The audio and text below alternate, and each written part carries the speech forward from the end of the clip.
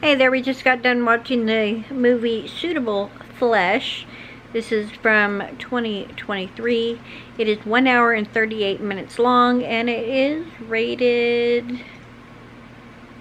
It's got to be rated R. There's no way it's 18 plus is what they say. It's a horror suspense film. Psychiatrist Elizabeth Derby becomes obsessed with helping a young patient suffering from extreme personality disorder. But it leads her into an occult danger as she tries to escape a horrific fate. What did you think of it, Lisa? Yeah, it was more interesting than I thought it was going to be. A lot more sex in it, too. Yeah. I thought it was pretty decent as far as, like, the idea behind the premise of it. It was pretty good. As usual, some of the stuff was pretty predictable as far as like what was going to happen next, but it still didn't affect the enjoyment of the film. I'd give this, for a horror suspense, I'd give it a 3 out of 5, just because I felt like some of the sex scenes were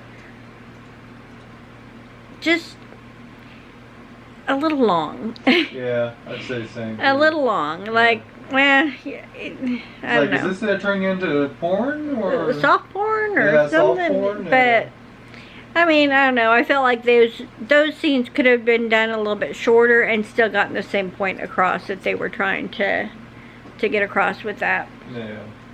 It's definitely worth a watch if you like horror suspense films. Yeah.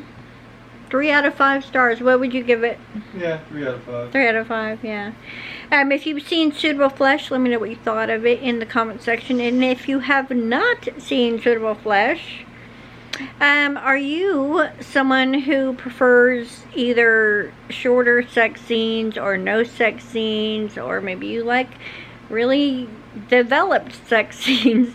I personally, as long as you get the idea of that the characters are having sex, I really don't need to see any details of the scene. As long as you get the idea across, I'm good.